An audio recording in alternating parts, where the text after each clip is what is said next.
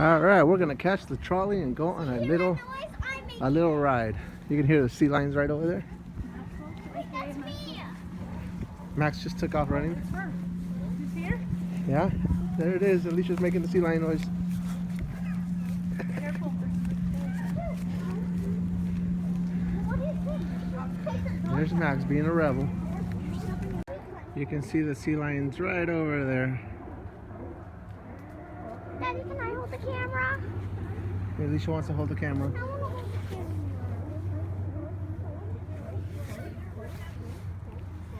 Do you have a QR reader? Hold up. Go. Go.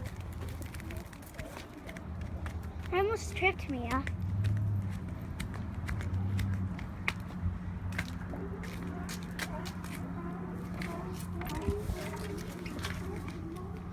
I mean, It should. really? You guys get off. It wasn't me. Okay. It Hold the was camera, Alicia. Daddy's gonna see when it's moving. I'm coming. What'd you find, Alicia? a rock. We don't have one. Awesome. Tell us about it. I never found a rock like this. No, that's a pretty cool one, huh? What else did you find? Show us what else you found. Ow! Look at that. Very cool. A shell. Awesome. Over there, we found a little ball. A little ball of poop. That's great. Johnny got hit by a UFO.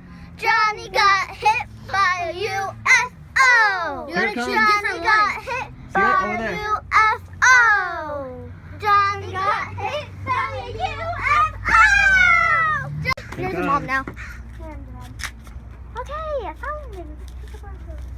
Right? Here comes the trolley. Here comes the trolley. He's gonna stop right over here, and we have to walk across and get in. But you can't run until he stops. Here comes the trolley. No, where is he gonna stop? He's gonna stop up there where their little crosswalk thing is. I think. Here he comes. Ready, Alicia? Here comes the trolley. Here comes the trolley. Okay, now we're gonna have to. There's the trolley. Okay. Let's play. Okay, no, we're gonna. That's a sounding craft.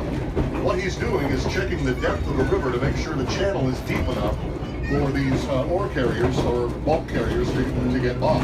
When they're full of cargo, they actually draft 2 feet above the bottom of the river. And he makes sure that that is deep enough for that. And his equipment is, well, so designed that the actual data that he's mining out there is being read right now in Oklahoma. So anyway, back to the bridge up here on your right, the Astoria Megler Bridge. You have to go all the way across. If you look all the way over there and you see it starts to turn green, that's where Washington is. That's the Washington state line. So Oregon's got the better part of the Columbia River here. And just to put that in perspective, the year that the bridge was completed, in 1966, the #1 song, August 27th, 1966, by the way, the #1 song on the radio was Summer in the City by the Lovin' Spoonful. The #1 show on television was Batman with Adam West, and Lyndon Johnson was the President of the United States. You all knows how to do this. Alicia. The cars on the left here have to be parked behind that orange line. If they're not, we can't get by.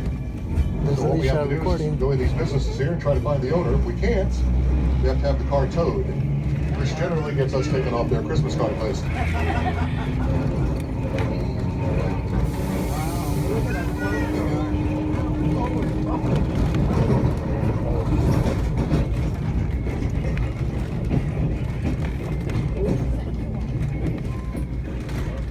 Here on the left is an intersection which is not that interesting, except for the fact that this is the only place right here at this intersection where the trolley was hit by a car. A woman came screaming through here, broadsided the trolley, and in the official police report she stated that the trolley swerved and hit her. This did not, by the way, hold up in court. You want to record, Alicia? Next stop is Wet Dog Brewery and Cafe. Yeah. Look at that. Pizza place. Yeah. Wet dog. That's what it's called, the wet dog. My dog. Anyone off here? All right. Come on back here, sir. Here you go. Hold on. This is pretty much the downtown core. If you're going to do any shopping or sightseeing around town, this would be the place to get off.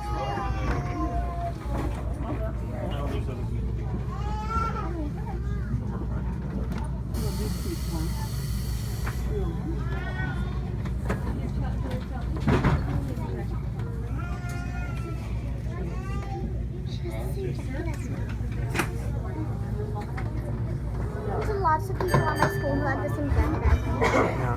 There's like this much paper. Want to take it, Alicia? No. Alicia's blurry.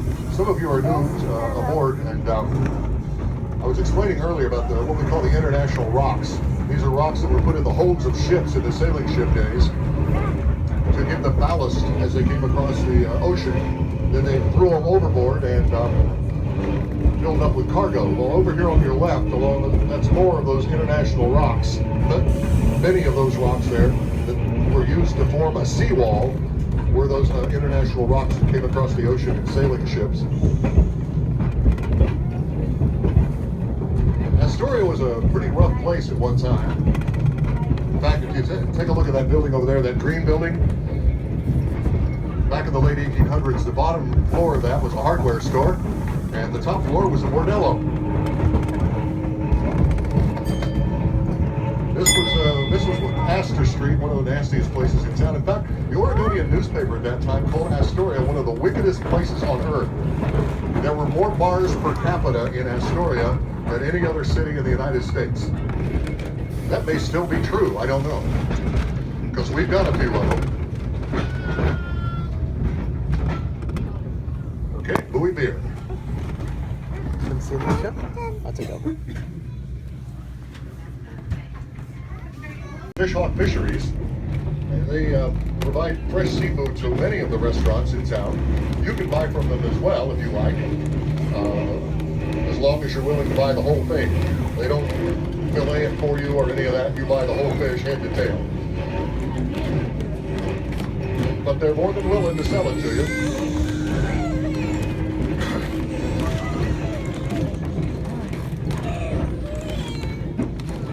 This, once again, is an old customs warehouse, even though it was never used for that. It's built completely of brick. It did not perish in the 1922 fire for obvious reasons.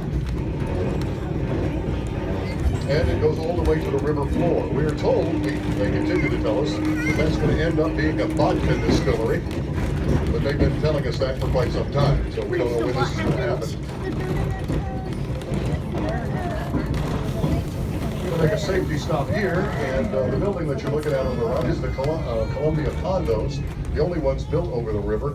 Those were built in the early 70s when the economy was horrible and the interest rate was about 18%. The guy could hardly give them away. He finally had to auction them off, some of them. You can pick one up for about $35,000. Nowadays, you can't touch one for $300,000. A lot of people were afraid to live in there because they were afraid a boat might lose its steerage and crash into the building itself. That's quite impossible because it's outside the channel.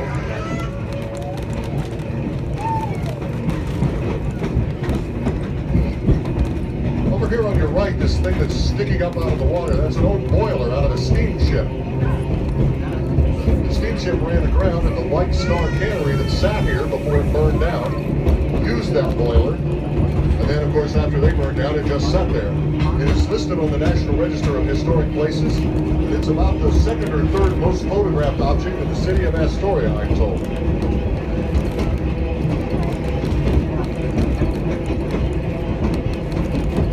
Here's the site of another cannery, and you look out on your right here, you'll see this little concrete shack sitting up out of the water. That was a soldering shed for the cannery. That's where they soldered the cans together to put the fish in. A lot of these rocks that you see down here look like rocks, but they're not. They're molten tin from that fire in the cannery. Now it's pretty much a home to seagulls.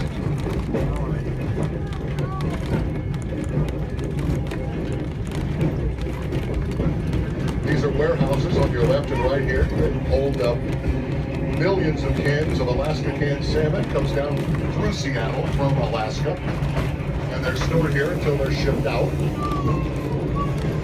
whoever is ordering them.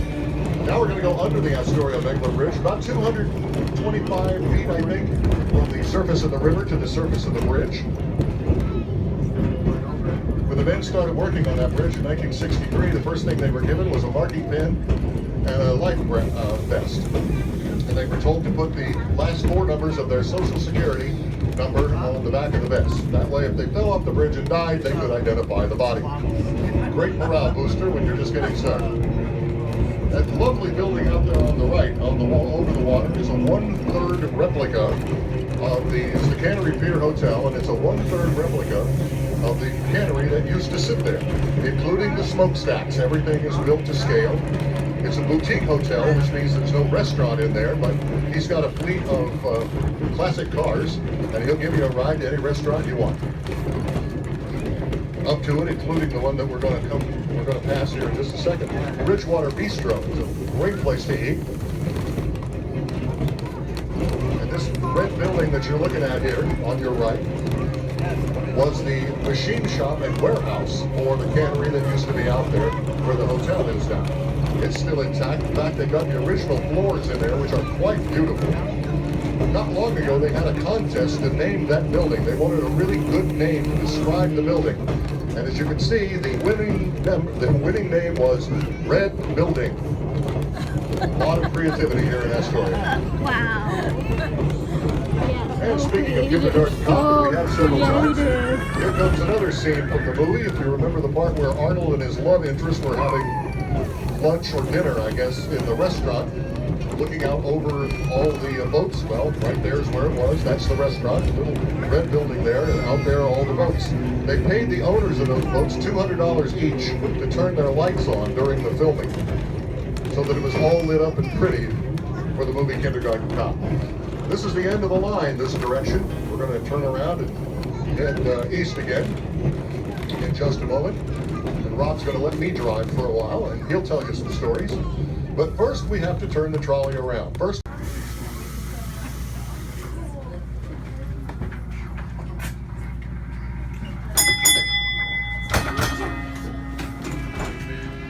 All right, folks, we are underway again.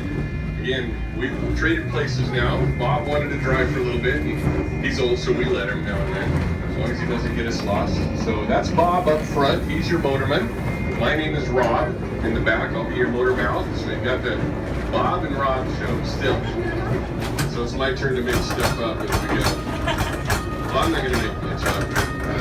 Welcome to Astoria. If you're new to the city, Astoria is the oldest American community west of the Rocky Mountains. It was established as a fur trading post in 1811. And a man by the name of John Jacob Astor had the bright idea that he wanted to establish a fur trading post on the west coast where he could collect fur, sea otter furs primarily, and have a continuous fleet of ships circling the globe, taking furs from Astoria over to China, picking up goods there, and then sailing up to Europe, and then back across the Atlantic to New York and Boston, and then sending ships right back around the Horn to Astoria. His dream was to have several ships circumnavigating the globe all at the same time.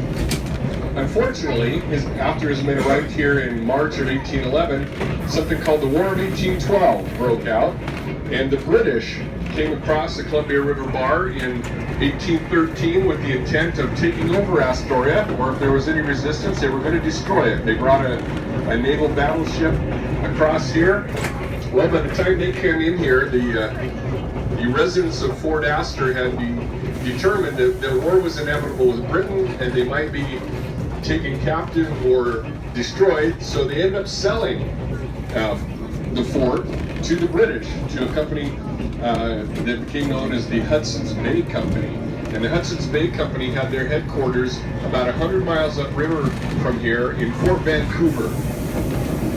And so that was pretty much the end of Astoria being a metropolis on the west coast, heading up the fur trade industry. The ships pretty much just bypassed here at that time until about the mid-1800s, about 1850, 1860, and they discovered that the Columbia River had the richest run some coho salmon anywhere in the world.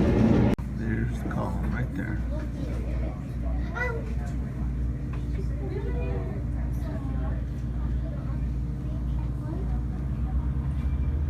Work.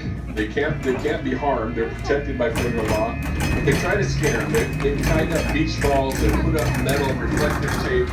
They've tried wing dancers like you see at used car lots. Even had a guy brought in here what looked like a killer whale made of metal or fiberglass or something. It was mounted to a boat. We motored it out there thinking that would scare the sea lions.